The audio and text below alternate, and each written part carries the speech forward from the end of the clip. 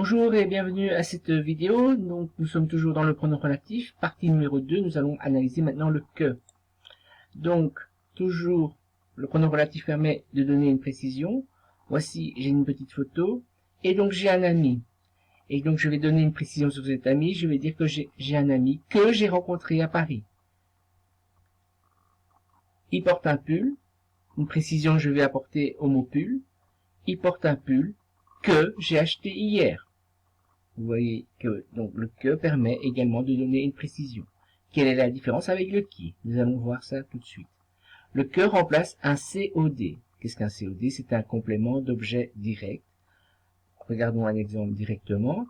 J'ai un ami et j'adore mon ami. Dans la seconde phrase, mon ami, il est complément direct du verbe adore. Il se trouve bien derrière le verbe. J'adore qui, j'adore quoi, ici j'adore mon ami, il est complément direct. Donc je vais réunir ces deux phrases en une seule, et je vais donc dire que j'ai un ami, et j'adore, je dois faire la liaison entre les deux, et donc je vais utiliser que. J'ai un ami, que j'adore. Un autre exemple, il mange un gâteau, j'ai fait ce gâteau. À nouveau ce gâteau est bien le complément direct du verbe est fait. Si les compléments directs, je dois remplacer avec que.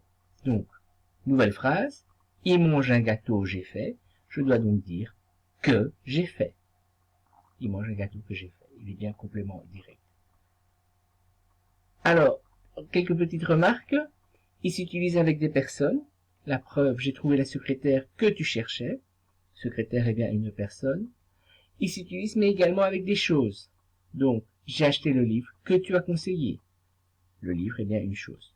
Donc, que j'utilise avec des personnes et des choses indifféremment.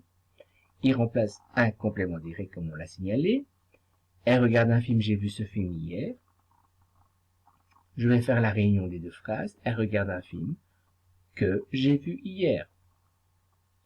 Attention, il faut faire l'élision devant une voyelle ou un H muet. Si je vous donne la phrase cette fois-ci, je regarde un film, elle a vu ce film hier. Donc je regarde un film, elle a vu hier. Je dois mettre normalement que, mais nous avons ici deux voyelles qui sont collées. Qu'est-ce qui va se passer? Je dois donc supprimer et je dois donc mettre QU apostrophe. Je regarde un film qu'elle a vu hier. Surtout ne pas oublier de faire cette révision.